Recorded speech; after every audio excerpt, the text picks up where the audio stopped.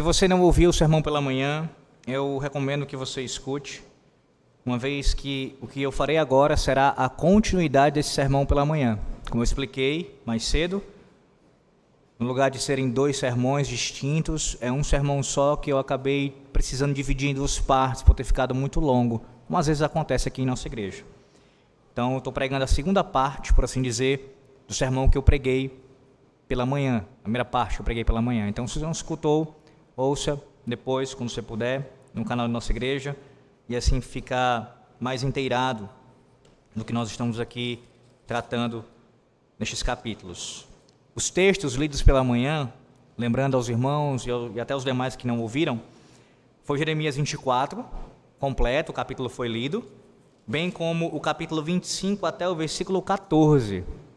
Esses são os 2 textos que servem como base para esse sermão. Eu não farei a leitura novamente de todos esses versículos, mas eu quero chamar a sua atenção nesse momento apenas para os versículos de número 2 do capítulo 24, versículo 2 do capítulo 24, e depois eu farei a leitura também dos versículos 6 a 8. Então, capítulo 24, versículo 2 e depois os versículos 6 a 8. Isso não significa dizer que eu não vou ainda tratar de outros versículos nesses capítulos, mas esses aqui estão entre os versículos que eu mais devo me deter nessa segunda parte do sermão. Então, Jeremias 24, versículo de número 2, primeiramente. Assim diz o Senhor: tinha um cesto figos muito bons, como os figos temporãos, mas o outro ruins, que de ruins que eram, não se podiam comer. Versículo 6.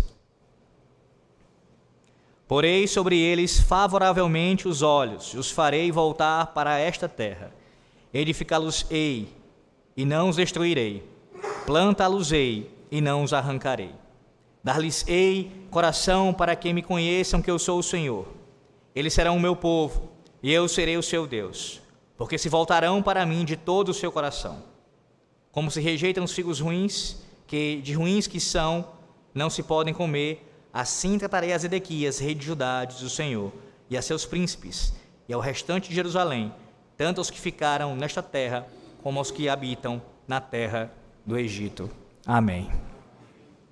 Pela manhã nós ouvimos boa parte do sermão concentrado no grupo dos figos ruins, nos figos que são maus, que estavam apodrecidos, que não tinham como ser consumidos, muito menos ser apresentados como oferta ao Senhor Deus, como as primícias, assim servindo para adoração ao nosso Deus. Agora, meus irmãos, eu quero que vocês se atentem para as frutas frescas, para os figos que estão bons, que descreve aqui o texto no versículo de número 2. Como um comentarista muito bem observa, ele diz assim, há 2 tipos de cestas aqui.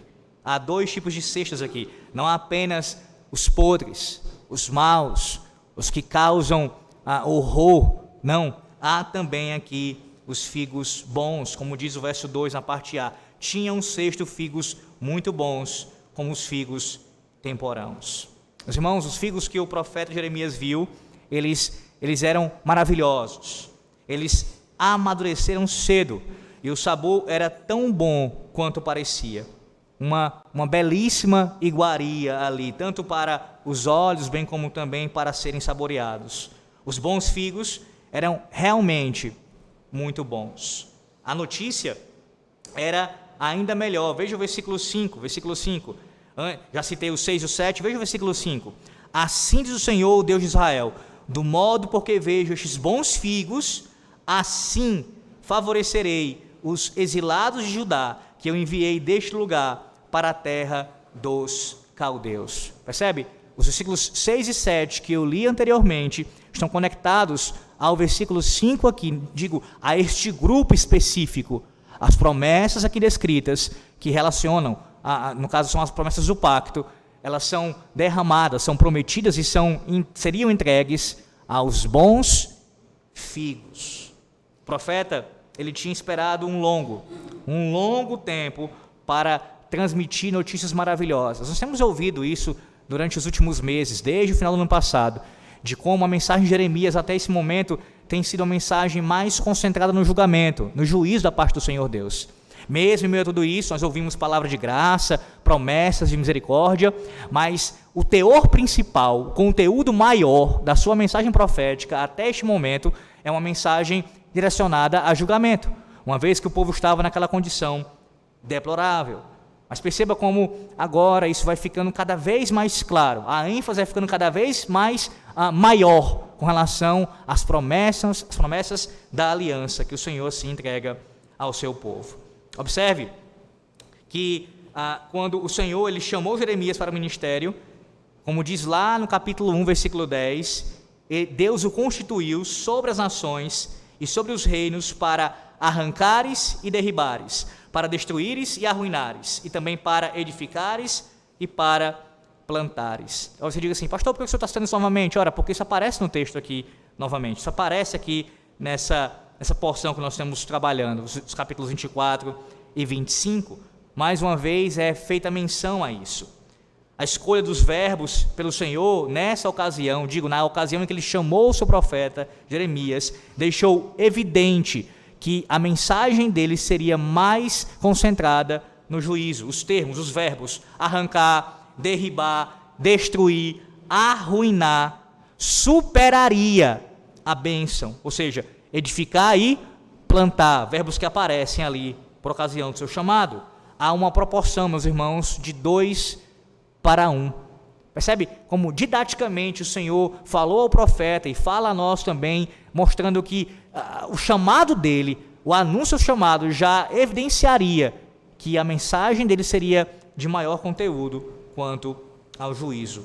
Explica por que Jeremias teve tanto a dizer sobre arruinar e arrancar. Agora, finalmente, no capítulo 24, o profeta tem algo a dizer sobre edificar e plantar. O povo de Deus, ele poderia fazer algo além de simplesmente sentar-se numa cesta e apodrecer. O exílio ali na Babilônia foi mais do que uma maldição. Eu quero que você tenha esse quadro completo na sua mente. De fato, o que Deus fez em levantar aquele povo pagão foi uma disciplina, tem algo que relaciona são maldições do pacto sendo derramadas ali, mas não era apenas isso. Pela graça de Deus, os exilados, aqueles seriam levados, deportados para a Babilônia, eles poderiam se tornar figos frescos e suculentos, que fossem agradáveis ao Senhor, que pudessem ser oferecidos ao Senhor como de fato uma oferta agradável. As promessas feitas pelo Senhor nosso Deus aos exilados de Judá eram todas promessas da aliança. Perceba que isso aparece aqui no versículo número 7. Mais uma vez, eu sou o Senhor, eles serão o meu povo, eu serei o seu Deus. Você, como um bom presbiteriano, na verdade todo crente deveria conhecer isso, ainda mais os presbiterianos, você sabe que aqui nós temos a fórmula, o cerne, o coração, a raiz, o centro da aliança. Esta é a declaração principal da aliança. Eu serei o vosso Deus, eu serei o seu Deus, e vós sereis o meu povo. As promessas que Deus declara ao seu povo através de Jeremias, todas elas fluem do fato de que ele tem um pacto conosco, um pacto com o seu povo. É no contexto da aliança que isso é proferido e é entregue ao seu povo, nunca fora, sempre dentro do contexto da aliança. E aqui, meus irmãos, como eu tenho enfatizado desde pela manhã, o Senhor, ele ofereceu nada menos do que a principal bênção da aliança. Qual é? O conhecimento pessoal de si. O conhecimento pessoal do próprio Deus. Deus prometeu isso ao seu povo. Vocês me conhecerão cada vez mais, pessoal e intimamente. No seu livro Conhecendo Deus, J. Parker, ele começa um capítulo intitulado Conhecer e Ser Conhecido, com as seguintes palavras: para que fomos feitos? Para conhecer a Deus. Para qual objetivo devemos nos direcionar na vida? Para conhecer a Deus. O que é a vida eterna que Jesus dá? Conhecimento de Deus. E a vida eterna é esta: que te conheçam a ti e o único Deus verdadeiro é Jesus Cristo, a quem enviaste. João 17:3. Ele ainda segue e diz assim, J. Parker: qual é a melhor coisa na vida, a que traz mais alegria, prazer e satisfação do que qualquer outra coisa? Conhecimento de Deus. Ele cita um texto bíblico, Jeremias 9, 23 e 24, parte A, que diz, já preguei aqui: assim diz o Senhor, não se glorie o sábio na sua sabedoria, nem o forte na sua força, nem o rico nas suas riquezas, mas o que se gloriar, glorie-se nisto, em me conhecer e saber que eu sou o Senhor.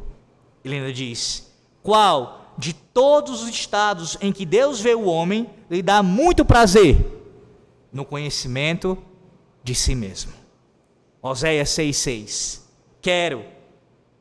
E aí ele faz uma pausa aqui e segue e diz: o conhecimento de Deus, mais do que holocaustos, diz o Senhor. Conhecer a Deus é o melhor conhecimento de todos. O superior, o mais importante, o mais rico, o que está diretamente associado com a vida eterna, com a própria ideia de vida. Não há vida verdadeira sem conhecimento do Deus verdadeiro.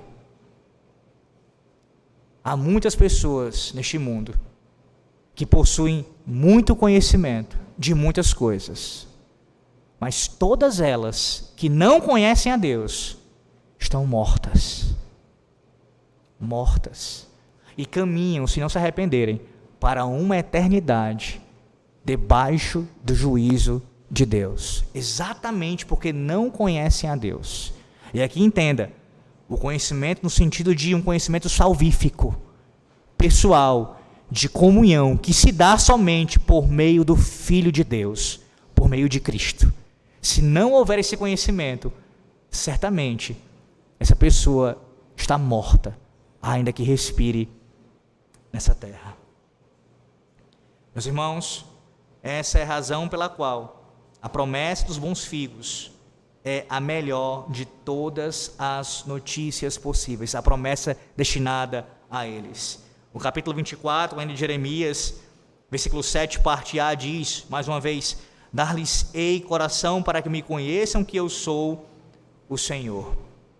Antes de ver o quanto há para conhecer de Deus, é importante que nós percebamos que esse conhecimento, muitas vezes, ele vem por meio do sofrimento. É algo que a gente não pode deixar jamais passar desapercebido, ainda mais à luz desses textos aqui, desses 2 capítulos. Sim, você precisa entender que o conhecimento mais importante é o conhecimento acerca de Deus, de comunhão com Ele, de saber mais sobre Ele, de se relacionar com Ele pactualmente, sem sombra de dúvida. Mas também você precisa entender que este conhecimento, por vezes, muitas vezes, incontáveis vezes, ele é adquirido por meio do sofrimento.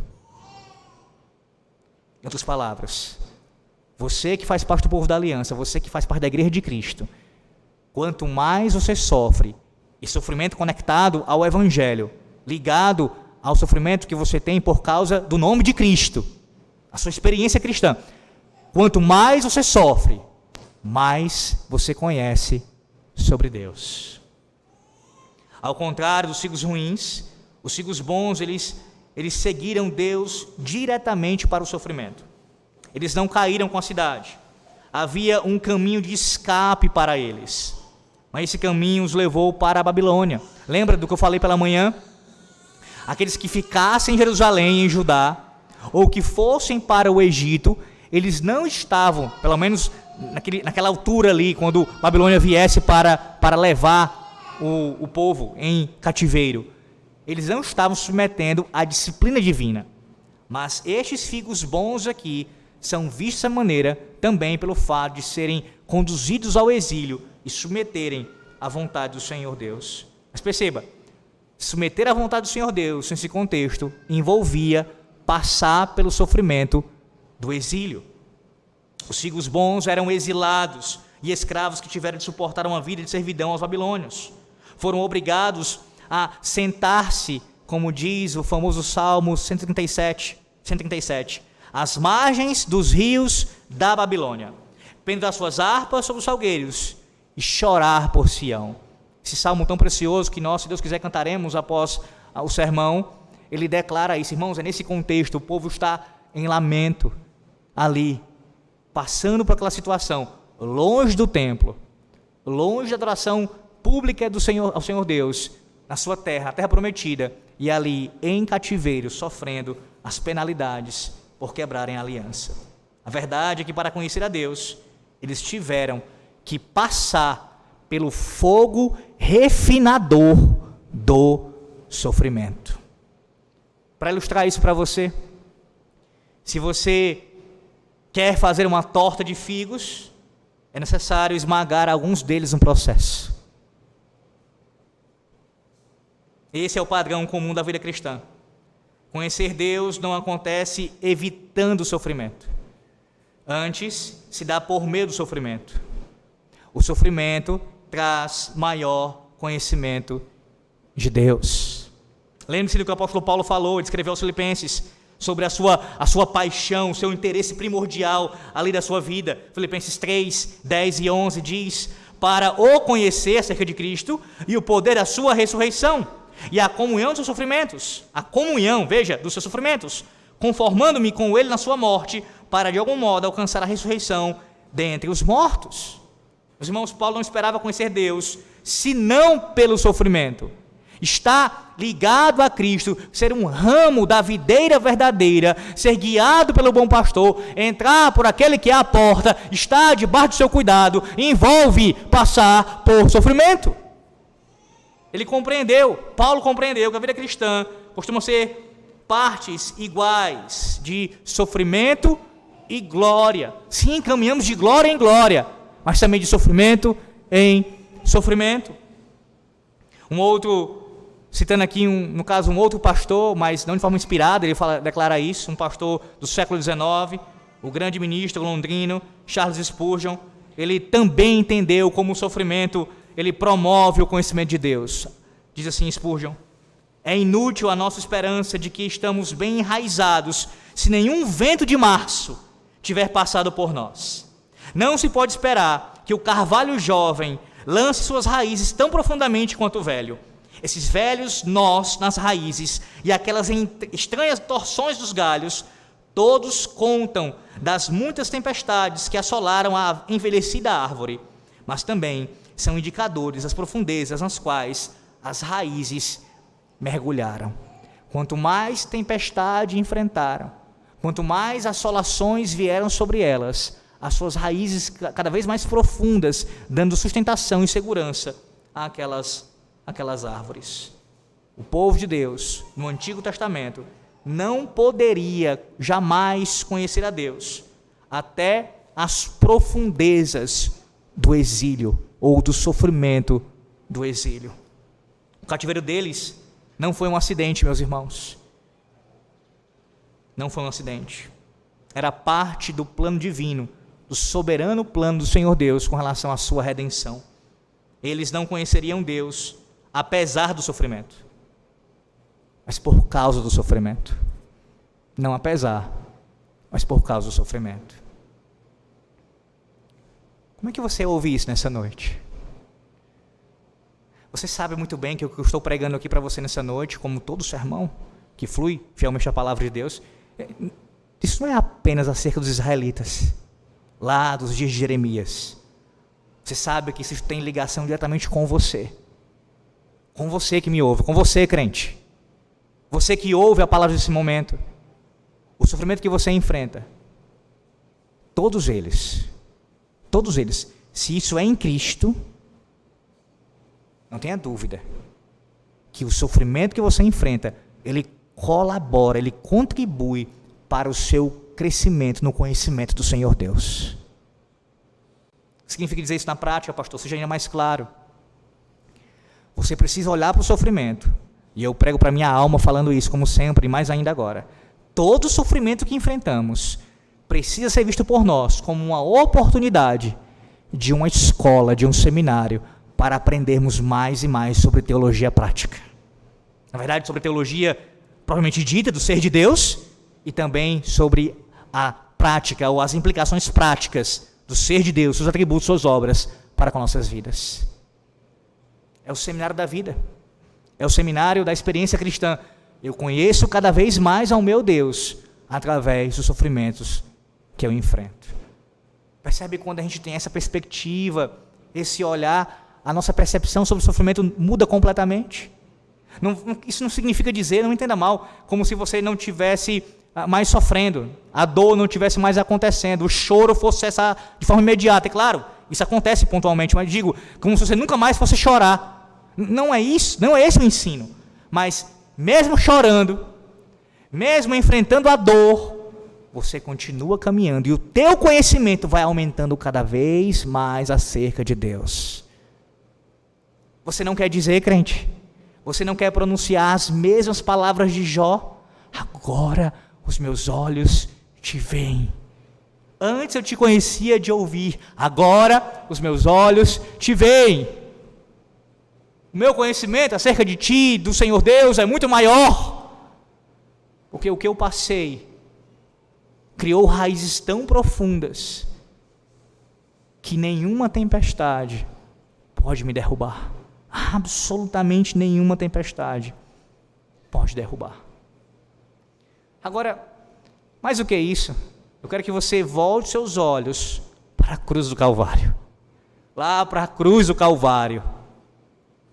Toda vez que você passar por um sofrimento, seja menor ou maior, você precisa voltar os seus olhos para a cruz.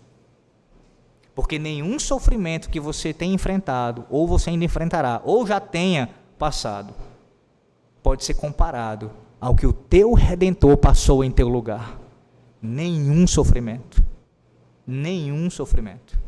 E foi este sofrimento, o maior dos sofrimentos, a calúnia, os ataques, a própria dor, a morte, e mais ainda, o próprio abandono ali na cruz, o pai com relação ao filho, tudo isso em nosso lugar, sofrendo como nosso mediador, como nosso Redentor, foi para que você pudesse dizer que conhece a Deus através de Cristo. Percebe que se não fosse tal sofrimento, tamanho sofrimento, se não fosse aquela obra, você jamais conheceria a Deus. Eu jamais conheceria a Deus. Permaneceríamos cegos, em trevas, entregues completamente à condenação, sem nenhuma esperança, sem um raiar de luz do conhecimento divino, mas com as mentes ali cobertas por trevas. Mas foi a obra de Cristo, o seu sofrimento vicário, que abriu, dentre outras coisas, abriu a nossa mente, abriu o nosso coração, para que nós pudéssemos conhecer a Deus Pai por meio de Cristo. Por meio de Cristo. Glória a Deus pelo sofrimento. Glória a Deus pelo sofrimento. Não como masoquista, como alguém que esteja sentindo prazer na dor pela dor, mas entendendo o propósito dela, pelo qual Deus conduz todas as coisas para a sua própria glória e para o bem do seu povo, que envolve o conhecimento de si mesmo, o conhecimento do divino, do Senhor Deus, revelado a nós.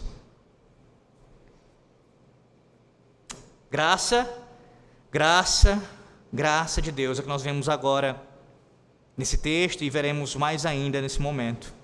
O próprio Jeremias, meus irmãos, ele escreveu 4 maneiras pelas quais os exilados conheceriam o Senhor durante o tempo do seu cativeiro. Sim, porque esse conhecimento que Deus dá de si mesmo, ele possui características, aspectos aqui presentes. Ou seja, há várias coisas que Deus se dá a conhecer, ou através de vários meios. Primeiro, a primeira maneira, ou a primeira coisa que Deus revelaria àqueles exilados, era a sua graça justificadora. Sim, a primeira coisa era conhecer a Deus por meio da graça justificadora, da sua própria graça justificadora. Mediante seu sofrimento, o povo aprenderia que o Pai os considera bons. Capítulo 24, versículo 5, parte A, só a parte A do versículo 5. Assim diz o Senhor, o Deus de Israel: no modo porque vejo os bons figos, assim favorecerei os exilados de Judá. Essa é a graça justificadora de Deus. Os exilados de Judá, eles não eram bons por si mesmos. Eles estavam tão apodrecidos quanto o restante dos figos de Deus. Como os outros, eles haviam ignorado as advertências de Deus para se afastarem do pecado. Mas Deus os consideraria bons, mesmo assim, e faria isso não com base nos méritos deles, mas por causa da sua graça. Meus irmãos, essa é a pura graça do Senhor nosso Deus, na justificação de pecadores. Nós não somos bons, aqueles figos não eram intrinsecamente bons, eles também, assim como nós, eram quebradores da lei de Deus.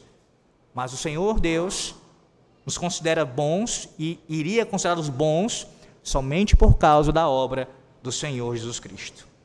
Todo aquele que confia no Messias, no Redentor para a sua salvação, Deus o vê como bom. Como bom. Deixe-me falar para você, de forma resumida aqui, o que é essa doutrina que você tanto ouve e ela deve ser sempre proclamada, sempre que possível proclamada em nossos púlpitos. A doutrina da justificação pela fé somente. O nosso breve catecismo, na pergunta 33, diz assim, o que é justificação? Resposta: justificação é um ato da livre graça de Deus, no qual Ele perdoa todos os nossos pecados e nos aceita como justos diante dEle, somente por causa da justiça de Cristo, a nós imputada e recebida somente pela fé. Justificação. Deus justifica o seu povo, aqueles que creem no seu Filho, aqueles que pela fé creem em Jesus Cristo, têm a justiça de Cristo, os seus méritos, assim, a sua justiça imputada, os seus créditos são assim colocados em nossa conta, nossa dívida é paga e somos considerados por Deus como perdoados, por causa da justiça de Cristo imputada a nós, recebida somente pela fé. Veja, a fé não é a causa, porque é o próprio Deus quem também concede a fé é o meio pelo qual nós somos justificados. De acordo com esse cálculo gracioso aqui, todos os que confiam em Cristo são encontrados ou são considerados ou contados como justos, ou usando a expressão do texto, como bons figos. Gálatas 3:6 diz assim: é o caso de Abraão, que creu em Deus e isso lhe foi imputado para justiça. Creu em Deus e isso lhe foi imputado para justiça, não por causa da fé, mas pela fé foi justificado. Não é maravilhoso ouvirmos isso essa noite? Nós conhecermos ao nosso Deus por meio da sua graça justificadora, sabermos que Ele é um Deus justo. Veja, Ele é um Deus justo, Ele não passa a mão em cima de culpados, Ele não simplesmente faz vistas grossas, não é isso, de forma nenhuma. Ele pune sim pecadores, Ele pune sim malfeitores. Então qual é a grande questão aqui? Como é que a gente consegue resolver isso? Você sabe muito bem, você que já conhece a Cristo sabe. Nós fomos, ou no caso, os nossos pecados, toda a nossa dívida, Cristo carregou sobre si. Ele foi, assim, punido em nosso lugar. Ele recebeu a condenação sobre si que era para nós. Então Deus não simplesmente nos justificou sem punir o pecado, sem assim derramar a sua justiça, a sua ira, o seu juízo. Não, Ele fez isso na pessoa do seu Filho, para que nós fôssemos justificados. Um alto preço foi pago. Um alto preço. Devemos conhecer Deus assim, irmãos, como Deus que é justo e justificador para com pecadores. Em segundo lugar, o povo de Deus conheceria a graça protetora de Deus. Por meio dos sofrimentos, eles aprenderiam que Deus vigia o seu povo para o bem. Capítulo 24, ainda, versículo 6. Parte A, só a parte A do versículo 6. Porei sobre eles favoravelmente os olhos. Essa é a ideia. Deus cuidaria do seu povo, iria protegê-los. Mesmo quando eles fossem ali para a Babilônia, os exilados, eles não sairiam do campo de visão de Deus. Não é porque estavam fora da terra prometida que Deus não estaria vendo-os. E nesse sentido mesmo, protegendo-os. Ele não os abandonou para sofrerem sozinhos. Ele estaria com eles. Meus irmãos, a prova, ou pelo menos uma das provas, de que Deus, ele zelava pelo bem do seu povo, mesmo durante o cativeiro, mesmo sob a disciplina. E veja que perspectiva pastoral aqui. O Senhor Deus, cuidando do seu povo, zelando pelo seu povo, mesmo sob disciplina. Ele não abandonou. Estão disciplinados, fiquem abandonados. Não. Ele estava zelando pelo seu povo, cuidando do seu povo, protegendo, mesmo eles disciplinados. Mas uma prova disso que eu ia citar e acabei parando aqui é vista em Daniel. Você deve lembrar muito bem dos amigos de Daniel, Misael, Ananias e Azarias. Como Deus, ele cuidou daqueles jovens. Esses 3 jovens foram levados ali pelo rei da Babilônia, onde foram colocados a serviço do rei, e até receberam nomes babilônicos. Normalmente são os nomes mais conhecidos: Sadraque, Mesaque e Abednego. Os olhos de Deus, eles estavam postos sobre estes jovens favoravelmente, e os protegeu, mesmo quando eles, lá no capítulo 3 de Daniel, desafiou a autoridade do rei, que arrogava para si uma autoridade divina mesmo. Prostrem-se diante deste ídolo. O que aconteceu? Eles foram ordenados a adorarem a imagem. Caso contrário, serão lançados na fornalha ardente. Escute o que diz Daniel 3. Você pode abrir lá, Daniel 3, Daniel capítulo 3, sem desmarcar Jeremias 24. Daniel 3, versículos 16 a 18.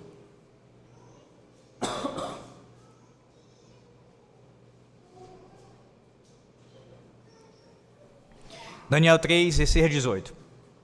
Ó Nabucodonosor, quanto a isto não necessitamos de te responder. Se o nosso Deus, a quem servimos, quer livrar-nos, ele nos livrará da fornalha de fogo ardente e das suas mãos, ó rei. Se não, fica sabendo, ó rei, que não serviremos a teus deuses, nem adoraremos a imagem de ouro que levantaste. Esses homens, esses jovens, eles confiavam na promessa de Deus, que ele fez ao seu povo, por intermédio do profeta Jeremias. Eles sabiam que Deus estava olhando, vendo-os, protegendo-os, mesmo na Babilônia, mesmo numa terra pagã, e diante de uma oposição que ali os colocava sob o perigo de morte. Ainda assim, eles continuaram confiando no Senhor. Veja agora o capítulo 3 ainda, capítulo 3 de Daniel, a partir do versículo 19. Então Nabucodonosor ordenou que se acendesse a fornalha 7 vezes mais do que se costumava. Ordenou aos homens mais poderosos que estavam no seu exército que atassem a Sadraque, Mesaque e Abednego e os lançassem na fornalha de fogo ardente. Então estes homens foram atados e foram atados com seus mantos, suas túnicas e chapéus e suas outras roupas, e foram lançados na fornalha sobremaneira acesa. Porque a palavra do rei era urgente, e a fornalha estava sobremaneira acesa. As chamas do fogo mataram os homens que lançaram de cima para dentro, a Sadraque, Mesaque e Abednego. Estes 3 homens, Sadraque, Mesaque e Abednego, caíram matados dentro da fornalha sobremaneira acesa. Percebe que aqueles que lançaram, eles foram mortos só pelo calor da fornalha. Mas o fato é que Deus não abandonou aqueles homens para sofrerem sozinhos, para ficarem sozinhos ali. Daniel 3, versículo 25, aí no versículo 25 é dito que havia um 4º homem na fornalha, semelhante a um filho dos deuses. Veja o versículo 27 agora. O fogo não teve poder algum sobre os corpos destes homens, nem foram chamuscados os cabelos de sua cabeça, nem seus mantos se mudaram, nem cheiro de fogo passara sobre eles. Mesmo dentro da fornalha de fogo ardente, aumentado sobremaneira, acesa sobremaneira, 7 vezes mais, Deus estava com eles. Os comentaristas, de forma geral, entendem que o quarto homem na fornalha é o Senhor Jesus Cristo, pré-encarnado, com os seus servos ali. Meus irmãos, Deus faz essa mesma promessa a todos os seus servos. Aqueles que conhecem Cristo estão sob o cuidado atento do Pai, aonde quer que vão. Há um catecismo dedicado às crianças que diz assim: você pode ver Deus? Não, eu não posso ver Deus, mas Ele sempre me vê. O olho de Deus, que não pisca e que tudo vê, é uma ameaça para todos os inimigos, como Deus advertiu no capítulo anterior, no capítulo 23, versículos 23 e 24. Acaso sou Deus apenas de perto, diz o Senhor, e não também de longe? Ocultar-se-ia alguém em esconderijos, de modo que eu não o veja? No entanto, Deus está sempre atento ao seu povo, como o profeta Anani disse ao rei Asa, em 2 Crônicas 16, 9. Quanto ao Senhor, seus olhos passam por toda a terra, para mostrar-se forte para com aqueles cujo coração é totalmente dele. Deus contempla o seu povo, Deus vê o seu povo. E eu quero enfatizar isso essa noite, irmãos, porque uma das coisas que nós somos tentados, por sermos pecadores ainda, é essa falta de percepção do cuidado protetor de Deus sobre nós. Um dos motivos, claro, está atrelado ao sofrimento. Quando nós sofremos, somos tentados a isso, a achar que Deus nos esqueceu, nos abandonou. E também pelo fato de nós não estarmos vendo o Senhor. Literalmente eu digo isso. Nós não estamos o vendo face a face, como isso ainda vai acontecer um dia. E a sensação que dá, ainda mais no sofrimento, é que fomos esquecidos. Você não vê o Senhor face a face, o sofrimento vem sobre você, e a sensação é essa: Ele me abandonou. E aí não poucas vezes pessoas acabam procurando experiências supostamente verdadeiras, sobrenaturais, para se agarrar a isso e ter ali alguma sensação que Deus está vendo. Você não precisa disso. A palavra de Deus, do começo ao fim, declara, como nessa noite está lembrando: Deus vê o seu povo. Deus vê o seu povo. Deus vê o seu povo. Deus contempla o seu povo. Os seus olhos estão postos sobre nós. Sobre nós.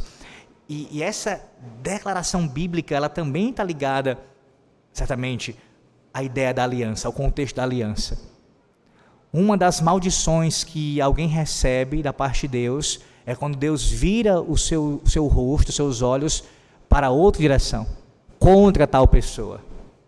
Quando a Bíblia diz que Deus tem os seus olhos voltados para nós, para o seu povo, o seu rosto sobre nós, é o seu favor, é a sua bênção, a sua graça, e nesse caso aqui, a sua proteção garantida a nós.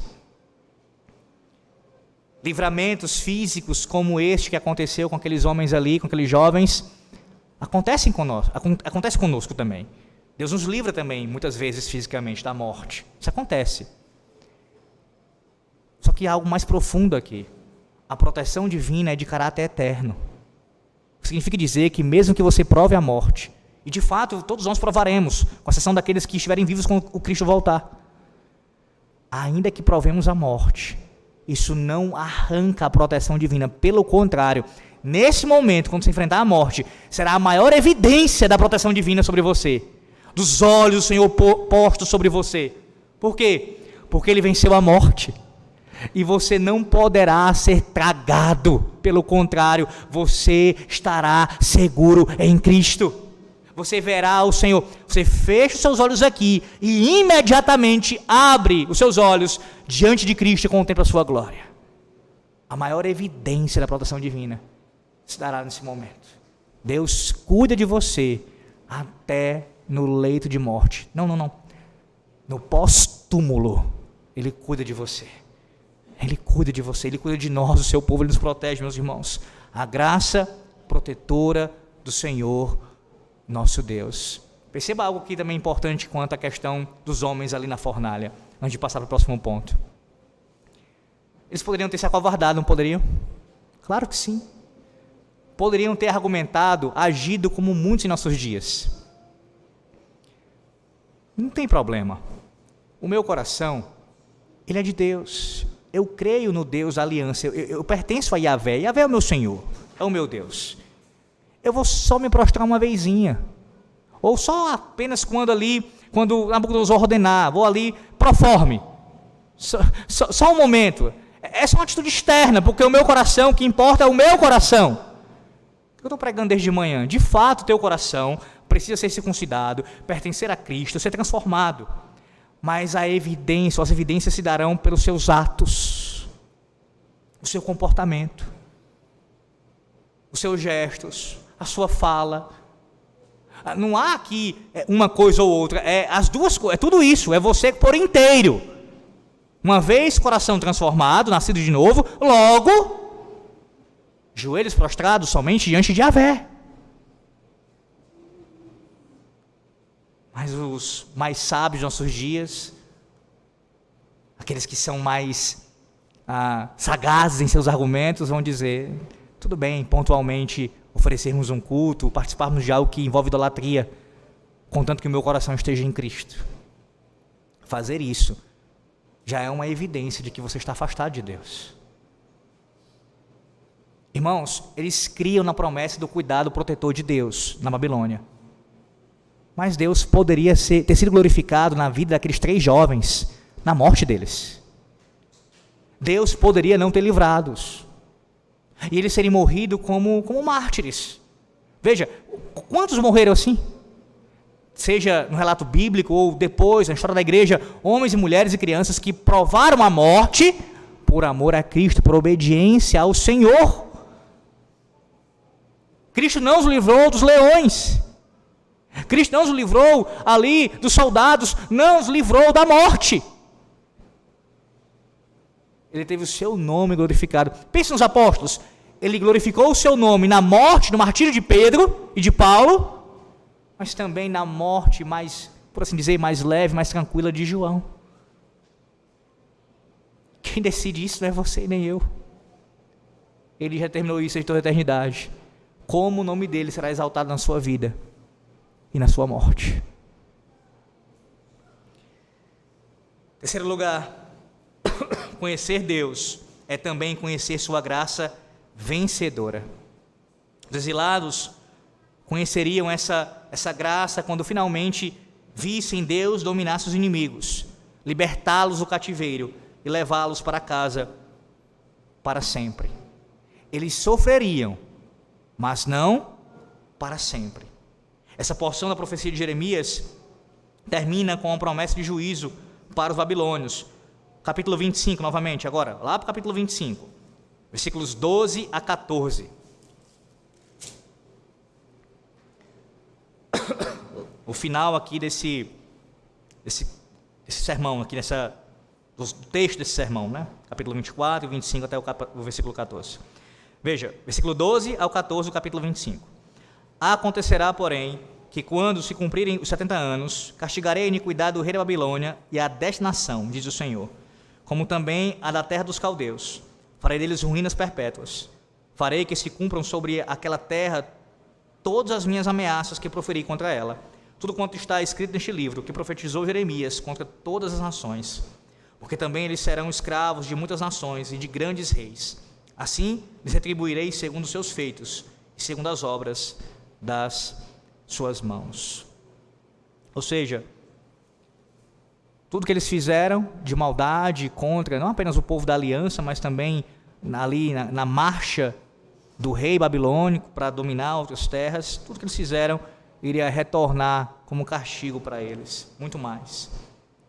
Israel, meus irmãos, não é a única nação que estava sendo observada por Deus ali. Ele também estava de olho nos babilônios, assim como estava de olho nos israelitas, e nesse caso com o seu favor demonstrado para com aqueles que estivessem de fato crendo nas suas promessas, especialmente no Messias. Ele também tinha os seus olhos voltados. E agora entenda, quando eu falei do contexto da expressão bíblica quanto à questão de Deus virar o seu rosto para mostrar o seu desfavor, não anula o que eu estou falando agora, porque as duas coisas são verdadeiras acerca de alguém que se levanta contra Deus. ele não tem o rosto de Deus virado para ele favoravelmente, mas está virado contra ele, mas os olhos de Deus estão voltados sobre ele para julgá-lo, para puni-lo. Deus vê tudo o que é feito, até mesmo aquilo que só passou no coração. É um grande consolo saber que Deus ele vencerá todos os seus inimigos. E é ainda mais reconfortante saber que ele levará seus amigos, os seus servos, de volta para casa.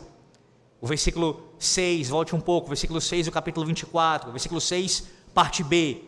Veja o que ele diz quanto aos exilados. Ele prometeu: os farei voltar para esta terra. Os farei voltar para esta terra. Meus irmãos, Deus até mesmo, ele contou, ele disse, ele falou pelo profeta quanto tempo duraria o cativeiro.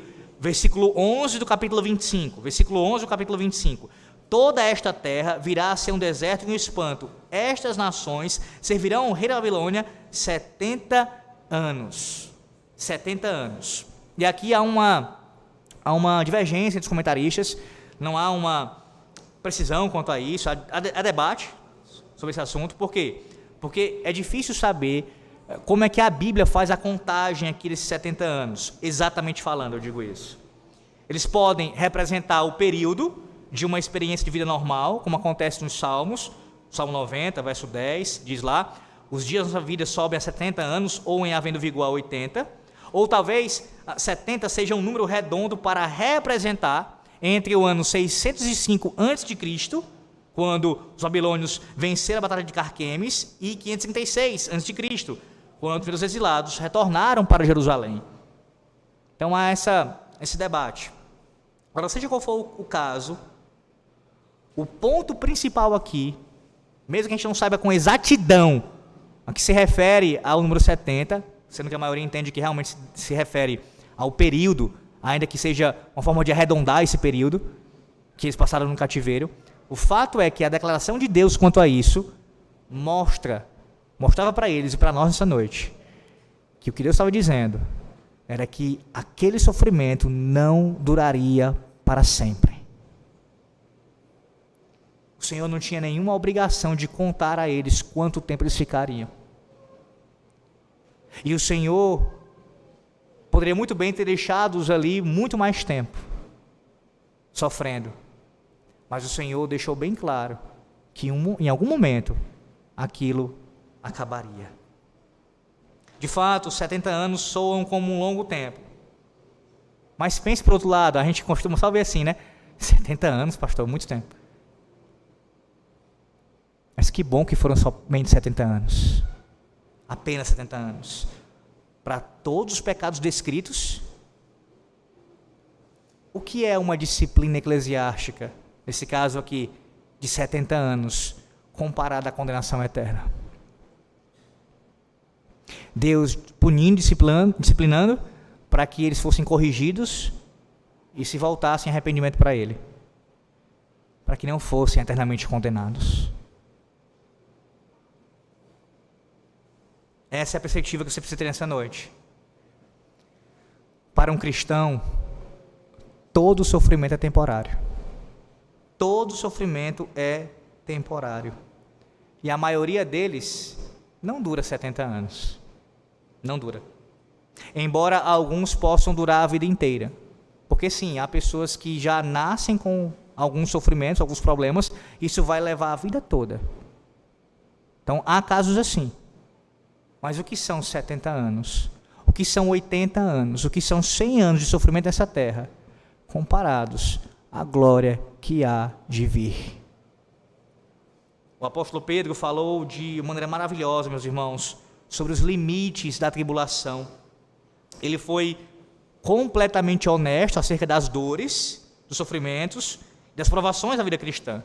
No entanto, Pedro ele insistiu em dizer que essas coisas durariam apenas por breve tempo. Embora, ele diz lá, 1 de Pedro 1,6, embora no presente, por breve tempo, se necessário, sejais contristados por várias provações. E no capítulo 5, 1 de Pedro, versículo 10, o Deus de toda graça, depois de ter sofrido por um pouco, Ele mesmo vos há de aperfeiçoar, firmar, fortificar e fundamentar. Pedro, ele encolheu o tamanho dos sofrimentos, comparando-os ao referencial da eternidade. E isso é didático, irmãos. Pedro está ensinando a igreja como lidar com o sofrimento aqui. Não nega o sofrimento, não faça isso. Pedro reconhece, o sofrimento é real, ele existe. Mas pega o sofrimento, o teu sofrimento, e compara. Tem um referencial da eternidade diante dos teus olhos. Compara com a eternidade. Que não há fim. Não há fim. Devido à graça vencedora de Deus, os nossos sofrimentos, eles estão determinados pelo Altíssimo por um breve tempo. Um breve tempo. Logo, Cristo virá e nos levará para a sua casa para sempre. Para sempre. Escute essa palavra de Deus nessa noite e tenha o seu coração consolado pelo Santo Espírito de Deus. O próprio Deus fala com você nessa noite. O teu sofrimento terá um fim. É físico? Ele vai acabar. É emocional? Ele terminará. É em relação às finanças? São as preocupações da vida? O que é? Ele vai acabar. O próprio Deus já determinou o fim desse sofrimento. Pode ser que você tenha que lidar com ele até o seu último dia de vida, até o seu leito de morte. Mas ele acaba. Nem que ele seja sepultado juntamente com você, com o seu corpo. Mas ele acaba. Ele acaba. Porque Deus, pela sua graça vencedora, venceu todos os seus inimigos e nos garantiu vitória por meio de Cristo. Há um último modo de conhecer a Deus aqui. É por meio da sua graça regeneradora. Deus não só ele considera o seu povo bom, ele zela pelos seus servos e os leva para casa para sempre, mas também Deus nos torna bons. Nos torna bons. Os irmãos, se há uma lição a ser aprendida, uma delas, na verdade, nos primeiros 23 capítulos de Jeremias, essa lição é que o povo de Deus não é bom. Digo, com relação à maldade que vinham praticando, os seus pecados. Naqueles dias, o problema era como o dos nossos dias também. O coração deles precisava ser transformado.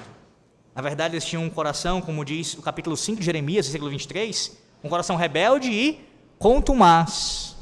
E seguiam a dureza do seu coração maligno, como diz o capítulo 3, versículo 17, e o capítulo 11, versículo 8 de Jeremias também. Lá no capítulo 17, versículo 9 de Jeremias, um texto bastante conhecido, é dito: enganoso é o coração, mais do que todas as coisas, e desesperadamente corrupto, quem o conhecerá? O próprio Jeremias estava tão desesperado quanto ao seu próprio coração que clamou isso daqui. Enganoso é o coração. Se você já olhou, você sendo um crente verdadeiro, você já fez isso, para as profundezas da pecaminosidade, da dureza do seu coração, do que está da sujeira do seu coração, você sabe do que eu estou falando aqui. Quando a gente se depara com essa realidade, a gente olha para a palavra de Deus, para a santidade de Deus, e compara com a nossa vida, com o nosso coração pecaminoso, é de coragem, de vergonha, meus irmãos. Coração que é teimoso, rebelde, maligno e enganador. Enganador. Percebe o absurdo que é quando alguém chega, isso no contexto de igreja, porque ouvir isso pessoas do mundo é comum, mas um crente falar assim, isso acontece muito em aconselhamento também, mas enfim, de forma geral eu digo, alguém chegar e dizer assim: ô pastor, ô meu irmão, eu estou sentindo no meu coração. E aí, veja, eu não estou dizendo que sempre é assim, mas normalmente quando a pessoa diz isso, ela está falando algo meramente baseado num tipo de sentimento, alguma coisa que ela está tendo, e entregando ali, ou no caso, tomando a decisão na sua vida, baseado nessa suposta experiência que ela teve. Estou sentindo algo aqui, Não é assim, irmãos. Não deve ser assim, porque o nosso coração ele é enganoso. Ele precisa ser guiado pela vontade de Deus, ser submisso à vontade de Deus, à palavra de Deus. Caso contrário, se você for confiar no coração, simplesmente, você será enganado. Veja o absurdo que é isso daqui. Você, eu, nós somos enganados por nós mesmos, pelo nosso próprio coração. Um coração ruim é como uma cesta de figos podres. Uma vez estragado, ele não ficará maduro novamente por conta própria. A pergunta é: quem pode curar o coração? Quem pode, pelo menos, conhecê-lo? A resposta não é outra, não sei o que você já ouviu quando eu preguei esse texto em Jeremias 17. Só Deus conhece profundamente, intimamente o nosso coração e pode lidar com ele. E não só ele conhece, mas é o único que pode curá-lo. Curá-lo. Doenças do coração, fisicamente falando, o Senhor concede dons, capacidade para homens terem habilidade de lidar com isso. Digo realmente cirurgiões, outros médicos que lidam ali diretamente com o coração, com o seu funcionamento. Mas no que toca a questão espiritual, que é essa ideia do coração aqui, a vontade, o intelecto e as afeições, o ser do homem, o homem como um todo, ele deve ser tratado, ele deve ser curado somente pelo médico dos médicos. Só Cristo pode lidar com o coração. Só Ele pode lidar com, por assim dizer, as doenças da alma. Só Ele. Só Ele. Essa é a promessa da sua graça regeneradora. Versículo 7, mais uma vez, o capítulo 24. Como eu disse, era o texto principal nessa noite. Capítulo 24, versículo 7. Dar-lhes-ei coração para que me conheçam que eu sou o Senhor. Eles serão o meu povo, e eu serei o seu Deus. Porque se voltarão para mim de todo o seu coração. Essa promessa de um novo coração, ela não foi apenas para os exilados na Babilônia. É para todo pecador que se volta a Yahvé, que se volta ao Deus verdadeiro em fé e arrependimento.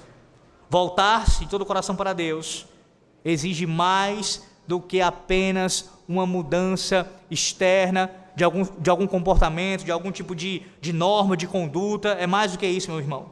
Muito mais. Muito mais. A única maneira de voltar-se para Deus em arrependimento e fé, de verdade, é se você tiver experimentado um transplante de coração. Só assim. Só assim. O coração humano, ele é perverso. Desesperadamente perverso. E se não for um transplante espiritual, não pode haver cura. E só há um doador compatível. Um só. O Senhor Jesus Cristo. Só Ele. Quando Jesus lidera o seu coração, o coração dele a você, aí sim você conhece a Deus de maneira mais íntima e pessoal. Só assim, meu irmão. Só assim. Pregar um sermão como esse, talvez soe para algumas pessoas, talvez, como se, pastor, eu já estou há anos na igreja, eu conheço a Cristo, eu conheço a Deus, eu já tenho um novo coração. Que seja verdade isso, meu irmão, que você está pensando, que maravilha, se isso for realmente verdade. Mas não se engane, não se deixe enganar pelo seu coração.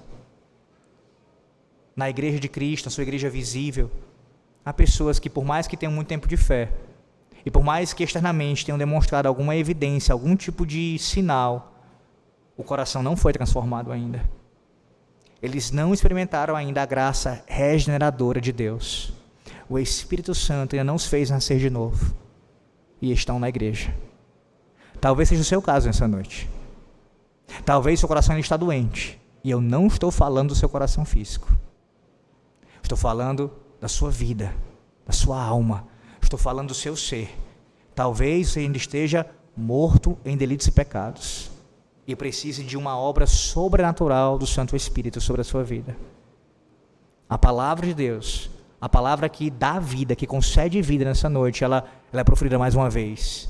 E através desta palavra, Deus pode lhe regenerar. Deus pode lhe trazer a vida.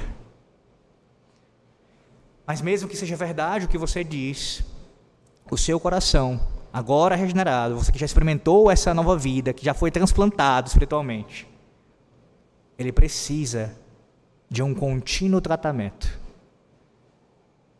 Ele precisa. Louvado seja Deus que você já tem um novo coração, mas ele precisa ser cuidado. E o que cuida dele, o que trata ele, são os meios de graça.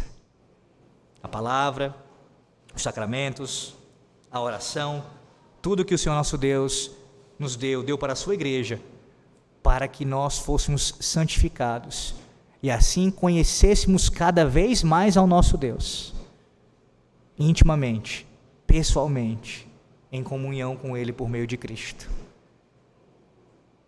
Um coração transplantado espiritualmente, antes da volta de Cristo, antes de nos encontrarmos com Ele, ainda é um coração pecador, pecaminoso. Então não rejeite essa palavra, o Evangelho é proclamado a você também, e você precisa do Evangelho, sempre. Rejeitemos a mensagem de que, uma mensagem evangelística, no caso, um sermão que toca muito na questão da vinda, do arrependimento dos pecadores, é apenas para pessoas que não creram em Cristo ainda. É para mim e é para você também, que já cremos no Senhor. Precisamos ouvir o Evangelho, a pessoa do Senhor Jesus Cristo, ouvir sempre a sua obra redentora, para assim termos o coração tratado por Ele. O Senhor Deus restaura pecadores arrependidos. Ele faz isso, concedendo-lhes um novo coração, um coração que é capaz de conhecer a Deus. Mas Ele julga aqueles que resistem obstinadamente à sua voz profética. Não seja encontrado entre aqueles que rejeitam a voz profética de Yahvé, que é proferida através dos seus profetas, quando pregam a sua palavra fielmente. Não faça isso.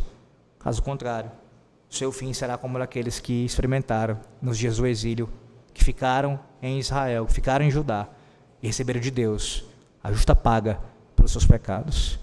Que o Senhor Deus nos guarde, nos abençoe, em o nome do Senhor Jesus Cristo. Amém.